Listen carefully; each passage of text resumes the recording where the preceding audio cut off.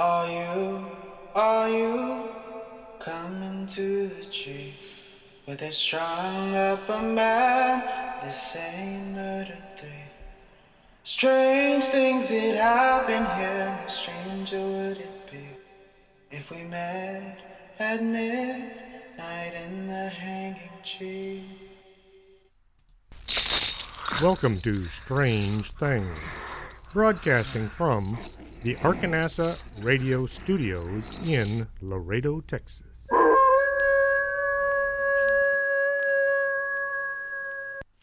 And welcome to the show. I'm your host, Chris James.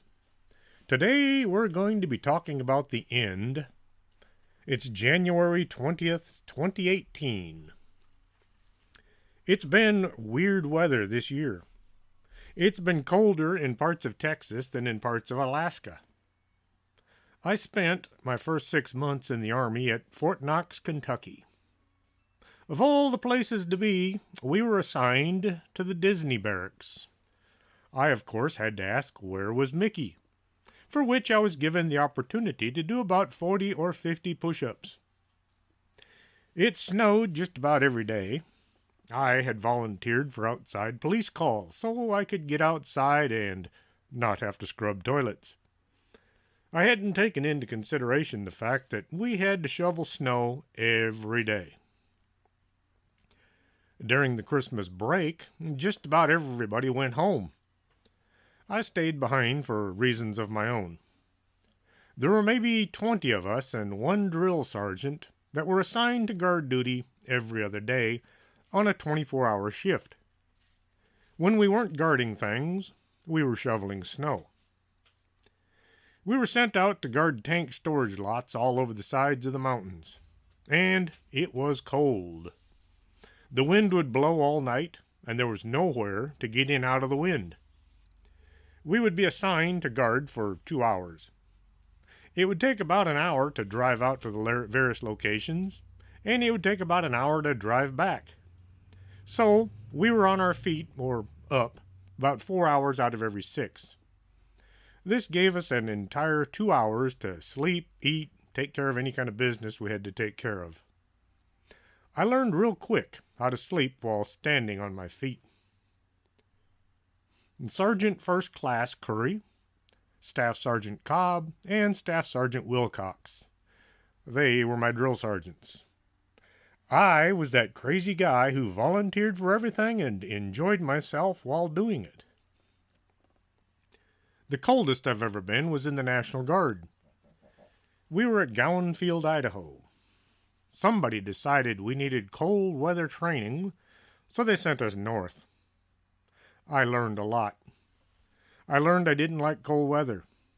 I learned there's such a thing as freezing to death and still being able to do your job. I learned the heater on a tank is some kind of a weird joke. It was 100 degrees down around my feet and 30 up around my head. Yep, it was quite a time.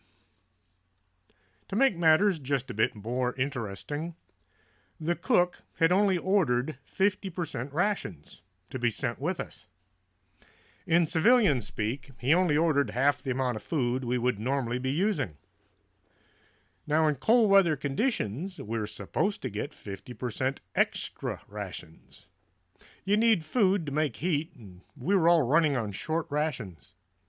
We all had to supplement our short rations by going to the PX every day and buying a lot of garbage. Maybe that was the plan. To make things worse, we had been attached to a different company, so we were with a bunch of guys we didn't normally hang out with. I was the gunner under Sergeant Chambliss, my tank commander, even though he wasn't my usual boss.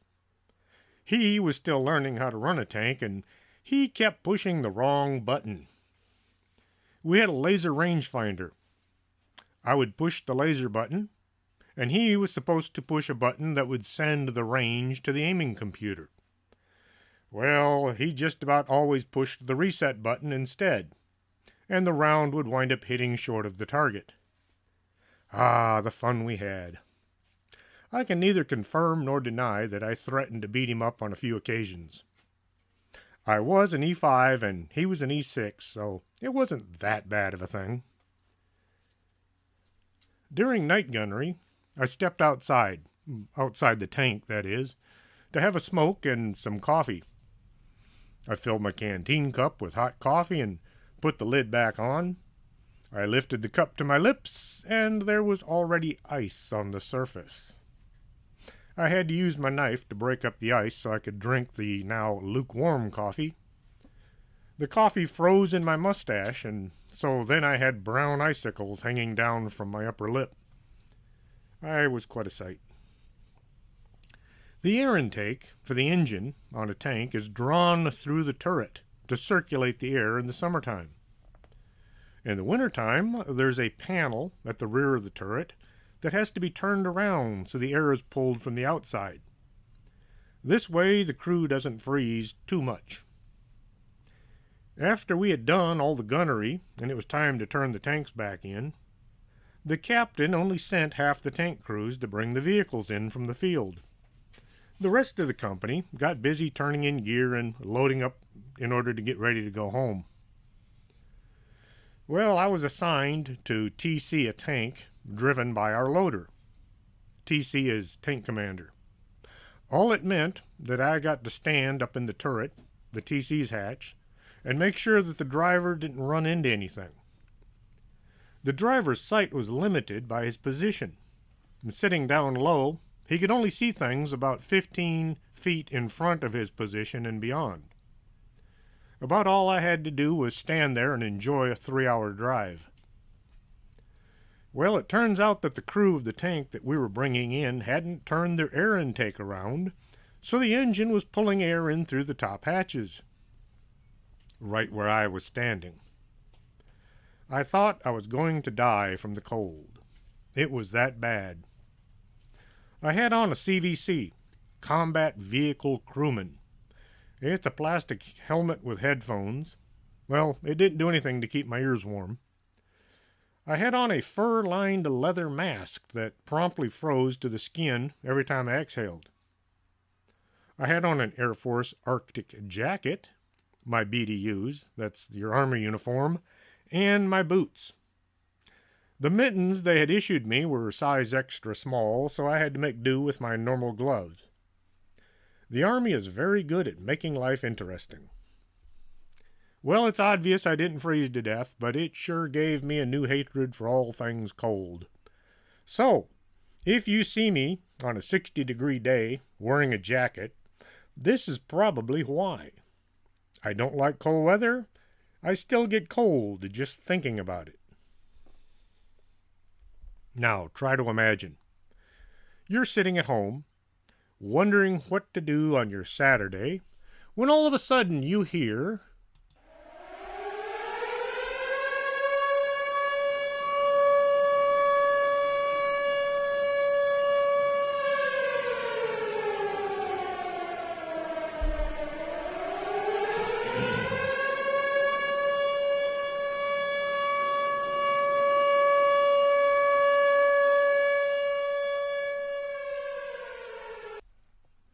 Now you're wondering, what's that sound?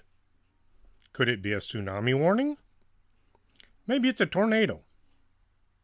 Wait a minute, that's an air raid warning. Your cell phone begins making noises, and suddenly it says, there's an inbound nuclear missile coming your way. What do? Grab the family and try to make a run for it? Are you one of those folks with a fallout shelter in your backyard? Do you gather your family together and begin to pray? Well, when I was younger, like in the early 60s, I always wanted a fallout shelter. It was the big thing back then. We heard about how the Russians were just itching to blow us to bits and pieces. In school, we had air raid drills every week. Well, it turns out the Russians didn't really want to blow anything up. They just wanted to get along with their lives. It was the politicians of the day, those people who were intent on sowing hatred and fear. Well, last Saturday at 4:07 p.m. here in Laredo, which was 8:07 a.m. in Hawaii, the officials in charge of keeping folks safe sent out an incoming missile alert to everybody's cell phone. I didn't even know there was such a thing on the phone. There was general panic. Nobody knew what to do, and there just aren't that many fallout shelters open to the public. And with that horrible note, we're going to take a brief pause, play a couple of commercials, and drink some coffee, so don't go away. We'll be right back after this. You're listening to Arkanasa Radio.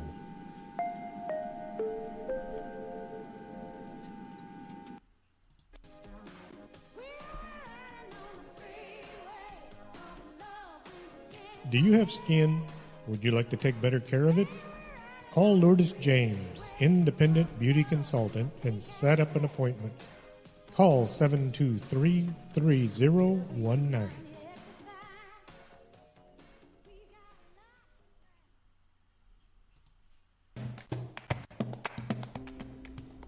Coffee, nectar of the gods. And at the Organic Man Coffee Trike, you'll find coffee made the right way, one delicious cup at a time. Stop on by 4501 McPherson, Suite number 9. And remember, life is too short to drink bad coffee.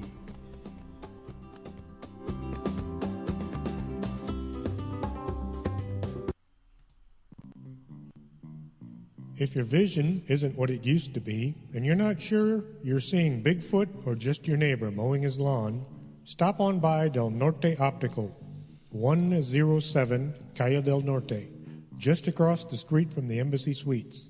You should be able to see what you're looking at.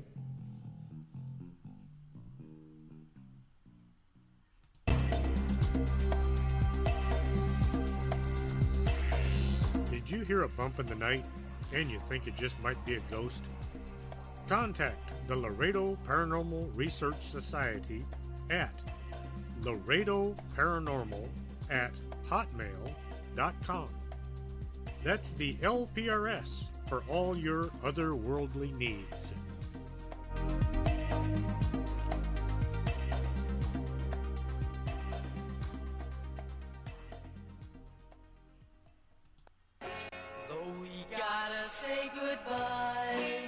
No, don't say goodbye. Stay with us. This is Arkanasa Radio. Quédate con nosotros. Estás escuchando Arkanasa Radio.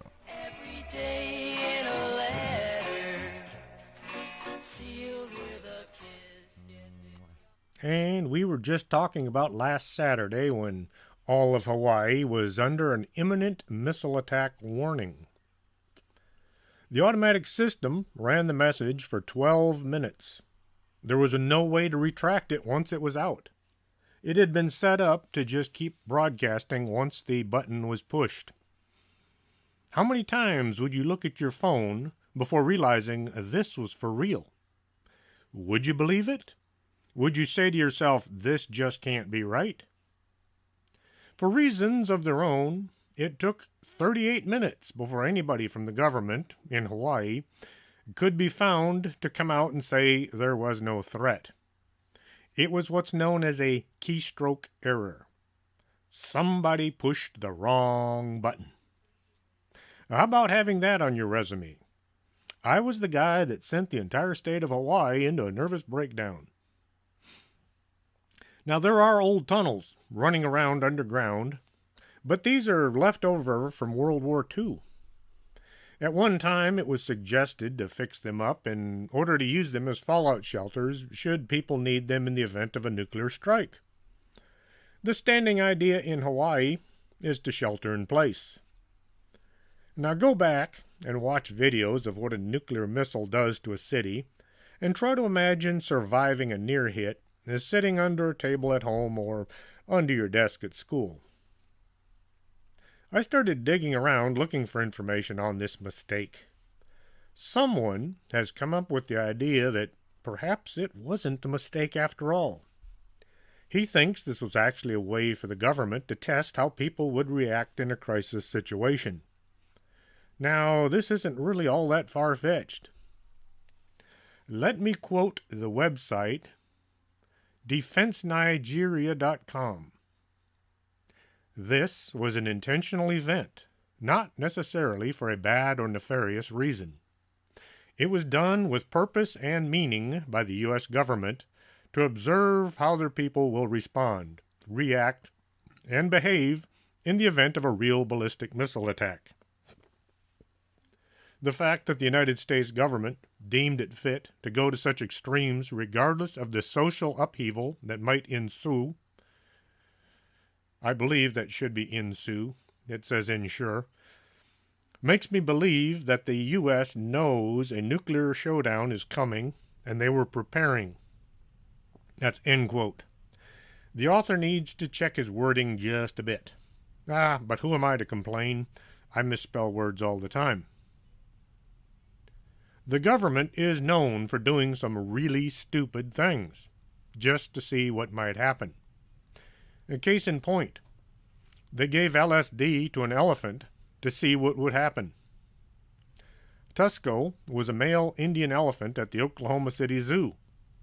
On August 3, 1962, scientists on the government grant gave Tusko LSD, and he fell over dead. Now, let's take a look at some times in our not-so-distant past when things got way too close to the end. A bomb named Fat Man was detonated over the Japanese city of Nagasaki by the United States on August 9, 1945, and the entire world entered into a new age, the atomic age. There was now just one superpower. The United States, which had some issues, but by and large the country was a moral and usually just society. Well, Julius and Ethel Rosenberg were United States citizens who were also communists. They thought it was unfair that the U.S. had all the big bombs, so they conspired with others to send nuclear weapons secrets to the Soviets. Joseph Stalin, one of the world's worst dictators, was still running things. If Joe had gotten his hands on a nuclear weapon, he'd have probably used it on his own people. The Stalin died before the Soviet Union became the second superpower. Anytime you have two groups of people with opposing viewpoints, there will be friction. The friction between the Soviets and the U.S. soon led to what was known as the Cold War. There were no armies marching on each other's positions, but people were still dying, trying to get the upper hand. Both superpowers had Nazi scientists who were building missiles and rockets. It didn't take long for somebody to say, if we attach one of these nuclear weapons to one of those missiles, we can drop it on the other guys. Now, if you're going to build something like a new bomb, you have to test it to be sure that it works. You also need to test it so your enemy knows it will work. This adds some psychology to the mix. The United States and the Soviet Union tested their nuclear bombs all over the planet. Each bomb was bigger and more destructive. Well, the Soviet Union just loved to be able to say they had the biggest. In 1960, the Soviet scientists began building what was lovingly known as the Tsar bomb, also called Kuzma's mother, which kind of translates as "we'll show you" in Russian. The bomb was going to be 1,000 megatons of earth-shaking powder. 1 megaton is 1,000,000 tons of TNT. The bomb dropped on Hiroshima was 21 kilotons, or 42,000 tons of TNT. The Tsar bomb was going to be 1 billion tons of TNT. Somebody thought this would be a good idea. As they worked to put this giant together, the bomb techs realized they didn't have enough fissionable material. They decided to scale it back to 500 megatons, or 500 million tons of TNT. It was also considered this giant bomb just might crack the Earth in half, but that was just a theory. Most of the people in charge didn't think it would happen. This is kind of like saying, what can possibly go wrong? The bomb weighed 59,500 pounds. It was too big for a missile, and the Soviets didn't actually have a plane big enough to handle it. But this is just a minor detail. It wasn't as if the bomb techs would be accompanying the enormous device. The air crew that would drop this megabomb wouldn't be able to fly fast enough in order to get far enough in order to not be obliterated. They would be blasted to tiny Soviet bits before they could escape the shock wave. So the bomb techs ordered up a big parachute to slow the bomb enough to allow the air crew to escape. The chute had to be big enough to slow the bomb so it would detonate at the right height. The parachute alone weighed 1,600 pounds. On October 30th, 1961, the Tsar bomb was loaded on board a Tu-95 bomber and sent north to the Arctic Circle. The bomber couldn't carry enough fuel to fly to the test site and back, so they had to refuel while in flight. The bomber had been painted with a special heat-resistant paint to hopefully keep it from bursting into flames. The crew was given a 50-50 chance of survival. Well, the air crew dropped the bomb, and then they turned their plane and beat feet trying to outrun the oncoming explosion. When the bomb detonated, the shock waves caused the airplane to drop over a half a mile before the pilots could get the thing back under control. They did manage to fly back to their base and land. Buildings 35 miles from ground zero were completely destroyed. Nothing left, including the foundations. At 70 miles from the test site, wooden buildings were smashed to pieces by the shock wave. Anyone standing near these buildings would have received third-degree burns over their entire body. Windows were blown out over 560 miles from the blast site. Now keep in mind that when the Tsar bomb was being put together, there were some scientists who said the bomb just might split the Earth in half. Wouldn't that have been fun? What makes people ignore something this destructive, thinking it's worth the risk to show their might to the world? Back in 1958, the same year I was born, a sophisticated radar system was set up called the Ballistic Missile Early Warning System. This was a series of radar installations all along the northern border of Canada. This was to work in conjunction with NORAD, or the North American Aerospace Defense Command. If you look at a globe, the shortest distance between the Soviet Union and the United States was over the North Pole. So defensive radar units were built to give an early warning of an incoming first strike.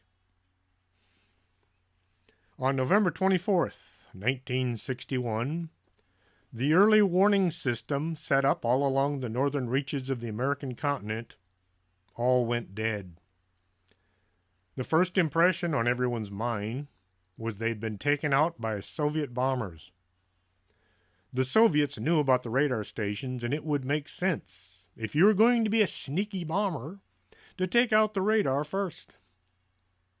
All the interceptors went into high gear. Radar stations in southern Canada and northern border of the United States were told to be ready for anything. Bomber crews were sent aloft in order to take retaliatory steps against the Soviets. B-52 crews en route over the northern border of Canada looked down at what they thought would be the smoking ruins of radar installations. Instead, they saw the domes were still operational. The huge white domes were still intact, and the radar signals were still showing on their air defenses.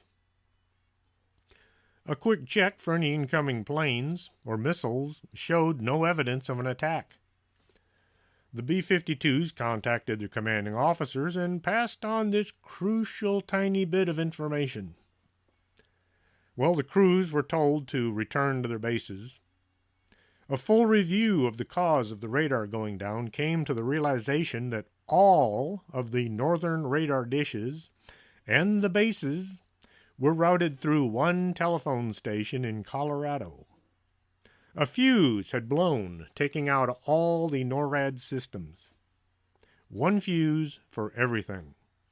What could possibly go wrong with that? October 25th, 1962. The Cuban Missile Crisis was underway. Everybody was thinking the end of the world was close. If you were in the military, you were on standby to go to war. If you were a civilian, you were making plans to try to keep your family alive. The people were seeing Soviet infiltrators hiding behind every bush. At the Duluth Air Base, security patrols spotted a large, dark shadow lurking near the fence. One of the security patrols fired at the shadow, thinking it might be an intruder. The shadow fled. A sabotage alarm was sounded, and the base went on full alert. Somehow, the sabotage alarm managed to get turned into a full alert by the time it reached Volk Field. Plane crews were awoken and ready to launch. The planes were interceptors whose mission it was to patrol the northern border and shoot down any Soviet bombers trying to sneak attack the United States. The pilots had been told there would be no tests. If the alarm went off, it was go time. Fly out there and shoot to kill. The fighters were lined up on the tarmac, just waiting for their turn to take off. The interceptors had all been armed with air-to-air nuclear missiles, and they were looking for any targets to fire on. As the first jet was taxiing to the flight line, a truck with flashing lights came zooming over from the command building. The driver was yelling not to launch. The pilots were told to immediately stand down and return to their quarters. The official story was the shadow had been a drunk GI trying to sneak back into base. Later, it was revealed that the shadow had actually been a bear rummaging around the fence looking for food. The jets were interceptors, not bombers, but how hard is it to imagine a pilot accidentally firing on a commercial airliner and sending it into the ground using a nuclear-tipped missile? Compound this with everybody being on high alert. Somebody might just mistake the crash for a bomb being dropped by the Soviets. World War III might have been set off by Smokey the Bear. We're going to take a brief pause here, play a couple of commercials, and get some coffee, so don't go away. We'll be right back after this. You're listening to Arkanasa Radio.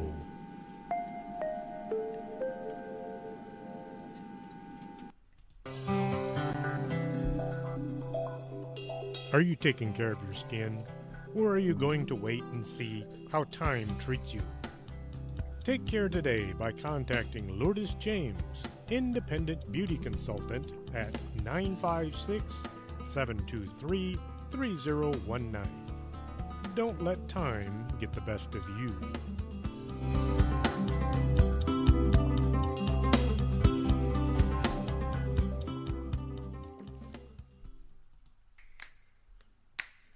Coffee makes the world go round.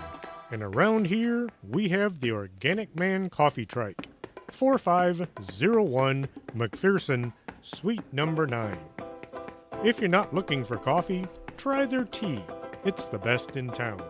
And remember, life is too short to drink bad coffee.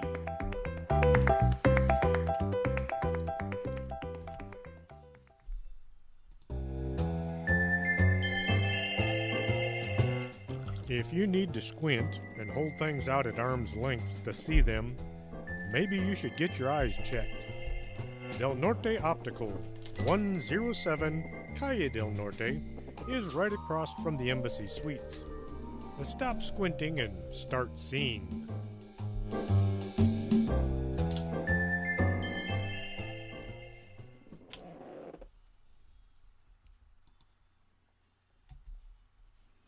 And don't forget to look into the majesticalcryptid.net for all your cryptozoological needs.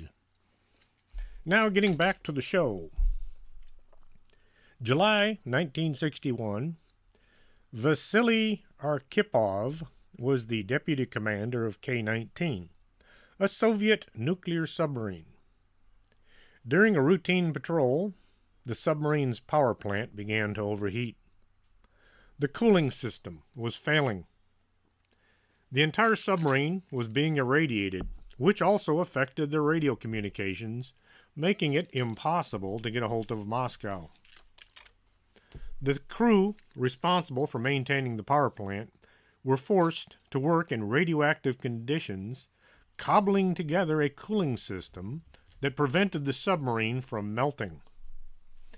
The entire engine room crew died from radiation poisoning within a month, but the submarine was saved along with the rest of the crew. October 27, 1962, during the Cuban Missile Crisis, nuclear-armed Soviet Foxtrot-class submarine B-59 was stationed near Cuba. Vasily Arkhipov was once more the first officer. When the United States Navy spotted the B-59 on sonar, they began dropping small depth charges to intimidate the sub and force it to the surface. Well, the sub was in international waters. This could have been taken as an unprovoked attack, which really could be considered to be an act of war. The captain, Savitsky, and the political officer, Officer Mislinikov, both said they should retaliate by launching their missiles. They were just off the coast of Florida. In order to launch, the three top officers had to agree on firing their missiles. The first officer, Arkhipov, disagreed. He said this would cause the United States to launch missiles towards the Soviet Union, which would in effect cause the Soviet Union to launch everything they had back towards the United States, which would lead to the destruction of the entire world. The first officer, Arkhipov, was highly regarded by the entire Soviet Navy because of his involvement in the K-19 incident, and he was able to convince his commander and the political officer to stand down and not start World War III. The B-59 surfaced, and they were escorted away from Cuba by the U.S. Navy. Once the that was not B-59, it's K-59. Once the K-59 returned to the Soviet Union, the entire crew was faced with derision and disgrace for what had happened. They were told they should have sunk the submarine instead of surfacing. Later on, First Officer Arkhipov was given full credit with preventing World War III. There had been 3 other submarines with the K-59 who would have all launched their missiles had the K-59 fired first. The emergency broadcast system was set up in 1963. It was the means for the President of the United States to tell everybody by TV or radio that something really bad had just happened. Like, say the Soviets had launched an attack and it was time to go to ground, or underground if you had a shelter. They would test the system each week on a Saturday. The signal would go out, all the radio stations would play it over the airwaves, followed by a voice stating, "This was only a test." On February 20th, 1971, instead of sending out the test, the emergency broadcast system sent out the real warning, which was followed by nothing. It sounded as if Washington had been blown to bits. The silence following the alert sent people into a panic. Washington must be gone. Everybody else would be next. Soldiers on leave began to return to base. Air crews began gearing up to counterstrike. The United States was in confusion. For 45 minutes, no one knew what was going on. The folks at NORAD were scrambling, trying to locate the rescind code. They'd never had to use it, since this was the first time they had needed it. Well, finally they found the right code to send out to tell the taxpayers they would still be alive tomorrow. Now, can you say this might have led to World War III? The Soviets were listening to our radio broadcasts. They heard the emergency broadcast system give out the alert signal, and they knew what it was. For 45 minutes, they had no idea if this was the signal of an impending first strike by the U.S. The Soviet military had gone to high alert as soon as they figured out that the U.S. was sending out this signal instead of the test. It's scary to know that with all the training the Air Force does, they still manage to screw up little things like that. November 9th, 1979. A video game nearly started World War III. An airman had begun playing a war game on his computer. This is not a game from a store, but it's a training game with real-world scenarios that had to be overcome. It was the end of the world kind of thing, with rockets coming over the North Pole, and the player had to intercept all the enemy weapons before they hit the United States. Keep in mind, this is just a training video. Back then, the graphics weren't so good. The whole game looked like something out of an old sci-fi movie. What he didn't know was somehow his computer was hooked up into the big screen in the command center. As he was scanning the top of the screen for enemy missiles, everybody in the war room saw incoming missiles on their computers as well. The alert button was pushed, and everybody got ready to launch. Bomber crews were geared up and flew into their air en route to what's known as the fail-safe zone. Do you remember the movie War Games with Matthew Broderick? Well, that's where they got the idea for the movie. Only this was no movie. They were just minutes from attacking another country. Airmen working the war room began to check with their northern counterparts to see how bad things were. The northern stations all began to say they had no incoming targets. Once the threat had been shown to be a mistake, the Air Force began looking into what had caused this false alarm. When they discovered it was a training exercise that somehow got transferred to the command room, the Air Force took steps to see to it that this never happened again. Well, it should never have happened in the first place, but we should all be thankful that the phones didn't go down at the same time. June 30th, 1980, around 2 a.m., an Air Force serviceman working deep beneath the Earth's surface was startled to see his computer screen showing incoming missiles. At first, it said there were 2 missiles. Then, it was replaced with 220 missiles. He sounded the alert, and everybody did what they were trained to do. B-52 crews, already in the air, went to their fail-safe location. A fail-safe was the point of no return. An air crew would fly to this position, and then they would wait till the last possible second to be told to either continue on their mission to kill Soviets or turn around and come back. It's just kind of a last-second pause before the end of the world. Air crews on the ground wasted no time getting into the air to follow behind those already up. Missile silos opened their doors, and crews got ready to launch. As everyone was busy getting going, it became apparent the missiles were on the computer but not showing up on radar. A quick check between radar and visual reports showed the computer was the only one seeing the sneak attack. Everyone was told to return to ready status. The silos were closed, and an investigation commenced. Well, it turned out that the computer was having issues. A simple 46-cent switch was showing 2s when it should have shown 0s.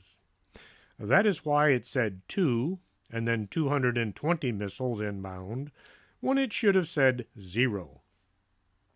Modern technology is great until it doesn't work, and then it's a nightmare. September 26, 1983. Lieutenant Colonel Stanislav Petrov was at his duty station in the Soviet early warning system. His job was to watch for incoming nuclear missiles from the United States and send out the alert, which would have brought these Soviet missiles online and then launched them all at the United States.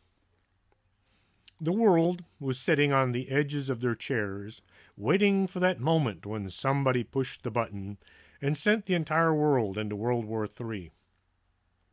The term used was mutual assured destruction. You blow us up, and we'll blow you up, and nobody will survive. It was better known as MAD. Both sides had enough nuclear weapons to destroy the Earth several times over, and they were still building more. As Lieutenant Colonel Petrov was going about his day-to-day routine, the alert board suddenly lit up. The computer showed missiles coming over the North Pole, heading towards the Soviet Union. Stanislav Petrov was born September 7, 1939. He attended college where he studied electronics and engineering. After graduating, he joined the Soviet military and was assigned to a brand new early warning radar station. At age of 44, Lieutenant Colonel Petrov suddenly found himself with the fate of the entire world in his hands. All the signals were there. The United States had just launched a sneak attack on the Soviet Union, and it was now time to retaliate. All he had to do was make the call to Missile Command, and they would launch. Thousands of nuclear missiles would be sent over the North Pole en route to obliterate the United States. This would in turn cause the United States to fire what was left in our nuclear arsenal, mutual assured destruction. He hesitated. Call it what you might. The lieutenant colonel looked at the alert board. There were all those missile traces coming down towards his homeland, but he didn't believe it. He knew deep down in his heart the United States wouldn't do such a thing. Lieutenant Colonel Petrov had the technicians run tests on their equipment. Every minute he failed to give the alarm was a minute lost, but he just didn't believe this could be true. After a sweat-soaked few minutes, it was determined the missile traces were actually being caused by ice crystals reflecting sunlight into the sensors. After a few minutes, the missile traces simply disappeared. Everybody in the radar facility breathed a huge sigh of relief. Lieutenant Colonel Petrov was praised for his good judgment on not sending the world into nuclear meltdown. He was then reprimanded for not filling out the proper paperwork. Can you imagine? You just saved the world, but oh hey, you get your backside handed to you over the paperwork screw-up.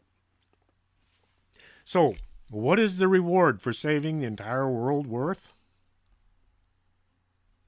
How about $1,000? Yep.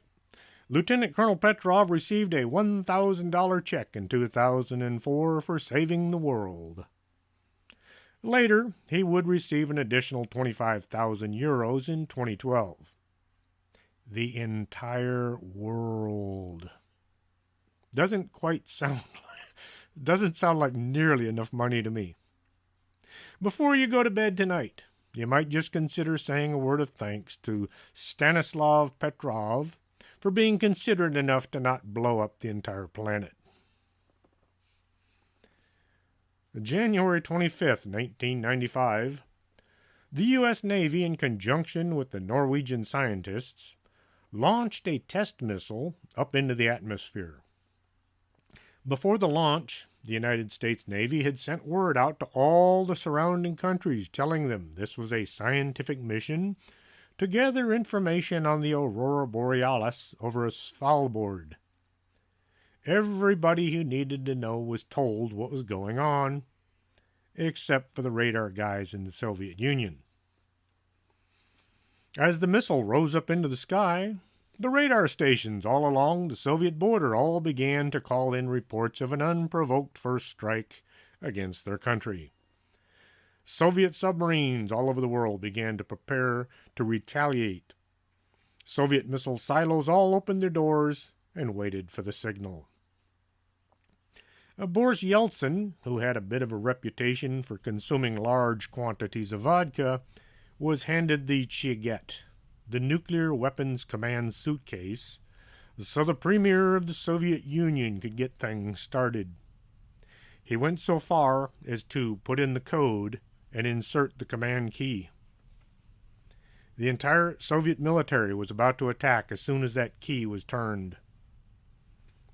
Somebody got on the telephone and said the rocket was heading away from the Soviet Union.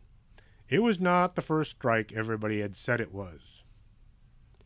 Once the smoke cleared and everybody calmed down, it was decided that from then on, everyone who might get excited by the launch of a scientific missile should be notified, and not just the politicians. And we're going to take a brief pause here to drink a little coffee and play some commercials, so don't go away. We'll be back with the end of the world after these messages. You're listening to Arkanasa Radio.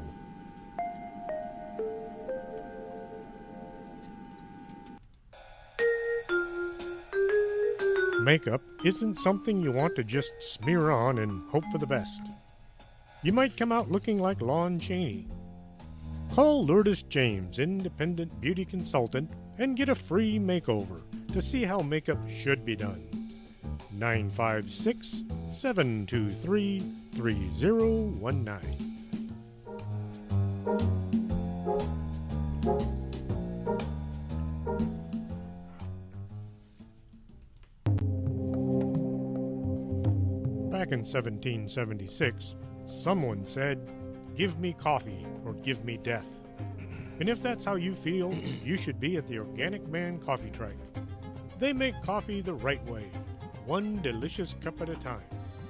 4501 McPherson, Suite number 9. Coffee, the stuff dreams are made of.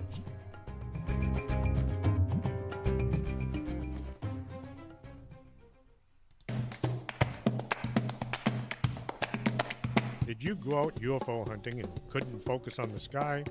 Swing on by Del Norte Optical, 107 Calle Del Norte, right across from the Embassy Suites. That's not a weather balloon, that's a flying saucer.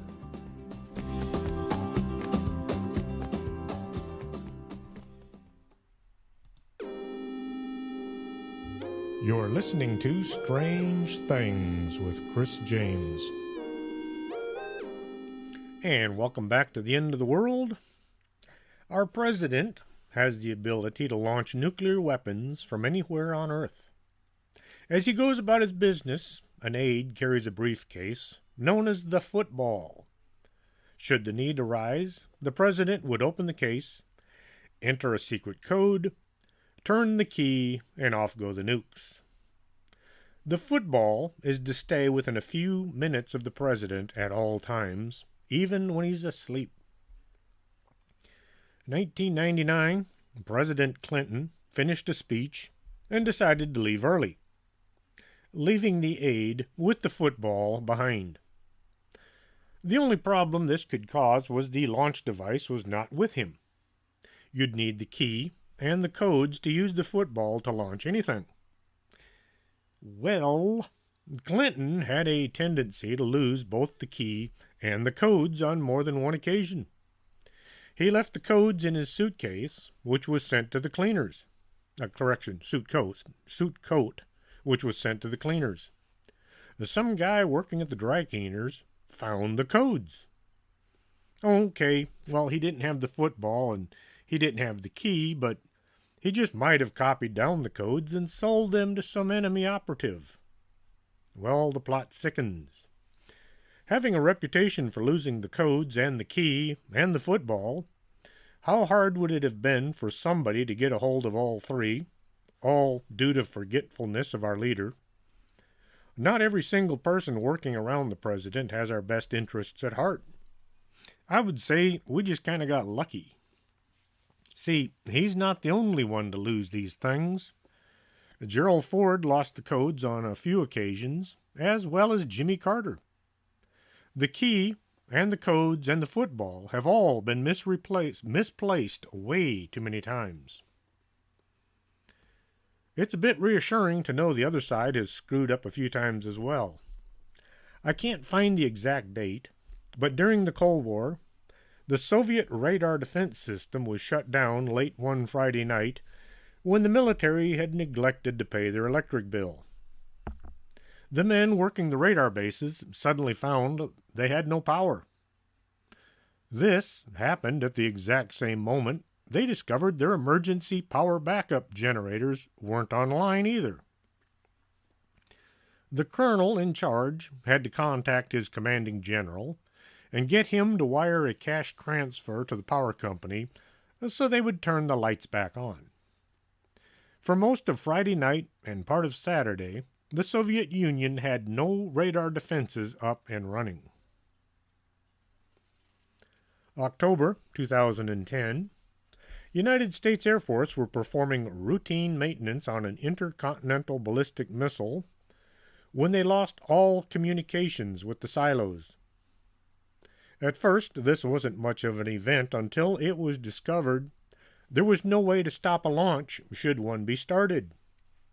The missiles were all just sitting there waiting for somebody to send them off. Someone swinging a mop around could have caused the launch of all 50 missiles. An errant radio signal coming from a ham operator might have just set things in motion. There was no way of stopping a launch should something have gone wrong, which there were things going wrong all over the place. Fortunately, the Air Force was able to reconnect with the missiles and keep them in their silos. The people tend to assume we're being taken care of by folks who know what they're doing. When you go to the emergency department to get sewn back up, you don't ask to see the doctor's test scores from college. The more important the job, the less likely people are to question the folks doing it. Well, the Cold War has fizzled out. Blowing up the world has become so 1960s. Now the next big thing is robot warriors. Replace men on the ground with automated machines that are autonomous. That means they don't need somebody telling them when to kill people. Machines that have been programmed by the lowest bidder and built by people that we don't know. What could possibly go wrong with that? Next time you hear about some new and wonderful weapon system being developed, ask yourself, what really could go wrong? Are you coming to the tree where they strung up a man, they say murder 3? Strange things that happen here, how stranger would it be if we met at midnight in the hanging tree?